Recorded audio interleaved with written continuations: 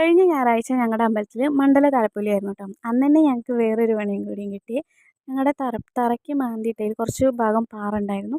അപ്പോൾ ആ ഭാഗം കുത്തിപ്പൊളിക്കാൻ വേണ്ടി മെഷീൻ കൊടുത്തിട്ട് ഞങ്ങൾ അന്ന് തന്നെ കേട്ടോ അത് ചെയ്തത്. അപ്പോൾ അന്ന് എന്തായാലും ലീവാണ്. അപ്പോൾ അതായിട്ട് അതും കൂടി ചെയ്തേ. ഏട്ടനും വലിയേട്ടനും കൂടിയിട്ടാട്ടോ പരിപാടിയൊക്കെ ചെയ്തത്. അത് കഴിഞ്ഞിട്ട് ഞങ്ങളപ്പുറത്ത് തന്നെ ഞങ്ങളുടെ വേറൊരു ഏട്ടൻ്റെ വീടുണ്ട്. അപ്പോൾ അവിടെ വന്നിരുന്ന് അവിടെ നിന്ന് കഴിഞ്ഞാൽ നേരെ റോട്ടിലേക്കാട്ടോ. അപ്പോൾ റോട്ടിൽ കൂടെ പൂരം പോണ് കാണുകയും ചെയ്യാമല്ലോ. അപ്പോൾ അവിടെ ഇരുന്ന് ഞങ്ങളെല്ലാവരും കൂടി ഏട്ടത്തിമാരും ചേച്ചിമാരും ഞങ്ങളെല്ലാവരും കൂടി ഇരുന്ന് വർത്തമാനമൊക്കെ കുറച്ച് നേരം ഇരുന്ന് പറഞ്ഞിട്ടോ. അങ്ങനെ പറഞ്ഞിട്ടിരിക്കുമ്പോഴേ പെട്ടെന്ന് പൂരം വരുന്നത്. പൂരം വരിക എന്നല്ല, തിറയും പൂതനും ഒക്കെ വരുന്നൊരു അന്ന് അതാണ് കേട്ടോ ഉണ്ടാവുക. അത് മാത്രമേ ഉണ്ടാവുള്ളൂ, വേറെ പൂരാഘോഷങ്ങളൊന്നുമില്ല. പക്ഷേ ഈ തിറയും പൂതനും അന്ന് വരും. രാവിലെ വന്ന് അമ്പലത്തിൽ തൊഴുതിട്ട് പിന്നെ അവർ വരും ഈ വൈകുന്നേരം കേട്ടോ.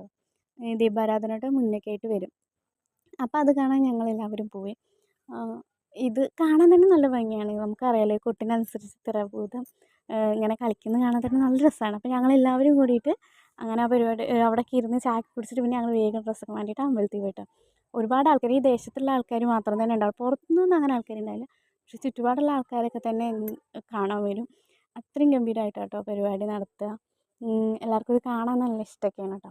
അപ്പോൾ അത്രേ ഉള്ളൂ കേട്ടോ ഇന്നത്തെ എൻ്റെ വീഡിയോ ഇഷ്ടമായി കഴിഞ്ഞാൽ സബ്സ്ക്രൈബ് ചെയ്യാനും ലൈക്ക് ചെയ്യാനും ഒന്നും മറക്കല്ല. ഇത് കഴിഞ്ഞ ആഴ്ച കഴിഞ്ഞതാണ് കേട്ടോ. ഇപ്പോഴാണ് ഞാനത് പോസ്റ്റ് ചെയ്യണേ. അപ്പോൾ അത്രേ ഉള്ളൂ കേട്ടോ.